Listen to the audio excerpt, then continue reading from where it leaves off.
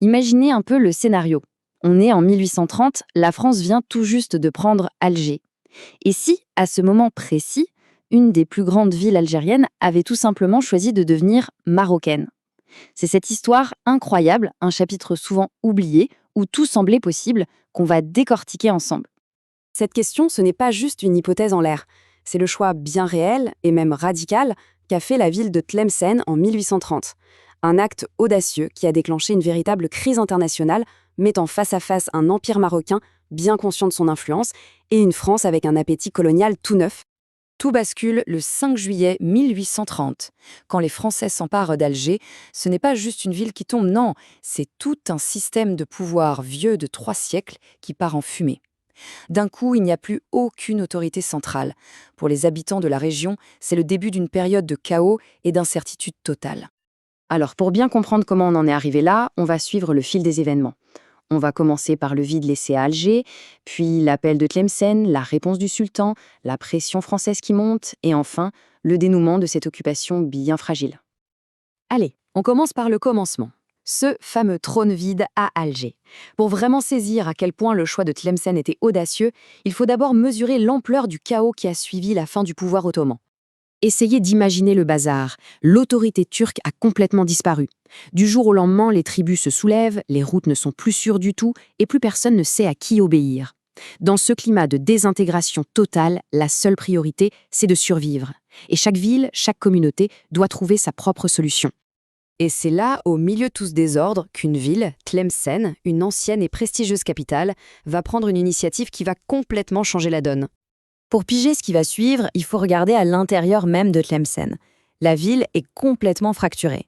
D'un côté, il y a les Hadars, la population citadine, qui voit l'anarchie arriver à ses portes et qui cherche de toute urgence un protecteur, et de l'autre, les Koulougli, les descendants de l'élite turque, qui s'accrochent à leurs privilèges et qui se barricadent dans la citadelle. C'est de ce conflit interne que tout va partir. Et les choses vont aller très, très vite. Coincés entre une anarchie grandissante et des Kouloulis hostiles, les Hadjars prenaient une décision radicale. Moins d'un mois après la chute d'Alger, ils se tournent vers l'ouest et envoient une délégation officielle au Maroc pour demander, ni plus ni moins, la protection du sultan. La balle est maintenant dans le camp du sultan Moulay Abdelrahman. Comment va-t-il réagir à cette demande? C'est à la fois une opportunité en or et un risque énorme. La réponse du sultan, elle, est immédiate et sans ambiguïté. La délégation est reçue avec un faste incroyable à Meknès. Ce n'est pas une décision prise à la légère, loin de là. Le sultan consulte les oulémas, les grands savants religieux de Fès, pour être sûr de la légitimité de sa décision. Quand il accepte, ce n'est pas pour une simple alliance, c'est pour un acte de souveraineté en bonne et due forme. Et pour que tout le monde comprenne bien que c'est du sérieux, le sultan passe aux actes. Il nomme un califat, c'est-à-dire un gouverneur, qui n'est autre que son propre cousin. Et il l'envoie avec une armée pour installer l'administration chérifienne. En théorie, à ce moment-là, Tlemcen est une ville marocaine. C'est un geste politique et juridique d'une force absolument inouïe. Face aux protestations françaises, qui ne tardent évidemment pas, voici la justification du sultan. Et c'est une réponse magistrale. Il ne se présente pas comme un conquérant, mais comme un protecteur qui répond à l'appel de coreligionnaires.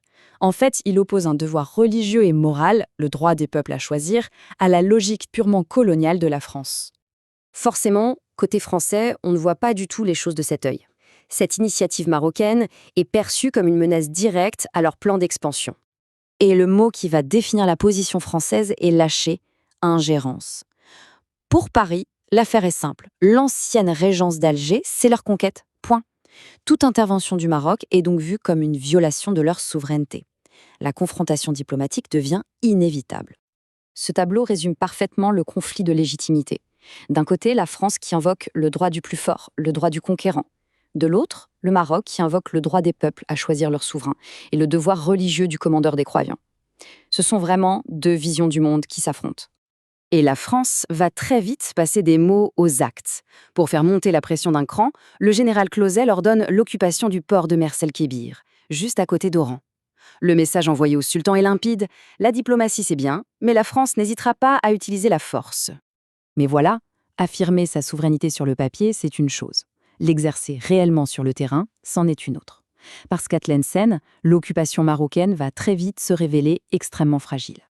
Le califat marocain se retrouve en fait dans une situation complètement impossible. À l'intérieur de la ville, les Koulougoulis lui résistent encore et toujours. À l'extérieur, la France menace militairement. Et pour compliquer le tout, un nouvel acteur, un chef de la résistance, commence à faire parler de lui dans la région.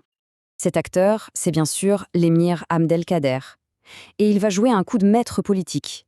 Pour asseoir sa propre légitimité, il se proclame lui aussi califat du sultan du Maroc. C'est un geste génial. D'un côté, il gagne un prestige religieux immense, et de l'autre, il place le Maroc dans une situation inextricable, coincé entre son soutien à l'émir et la pression française. Face à cette situation qui devient tout simplement intenable, l'aventure marocaine à Tlemcen touche à sa fin.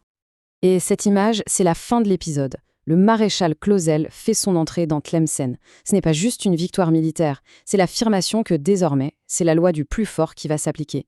La tentative marocaine, basée sur le droit et la religion, a dû céder face à la pure puissance coloniale. Finalement, la combinaison de tous ces facteurs a rendu la position marocaine impossible à maintenir. C'est la fin d'une parenthèse de quelques années, une tentative vraiment audacieuse, mais qui s'est heurtée à une réalité géopolitique bien plus dure. Alors, que faut-il retenir de tout ça? Est-ce que c'était juste une note de bas de page de l'histoire? Ou est-ce que ça révèle des liens bien plus profonds, culturels, religieux, qui unissaient la région bien avant que les frontières coloniales ne viennent tout redessiner? C'est une histoire courte, c'est vrai, mais son écho, lui, se fait encore sentir aujourd'hui.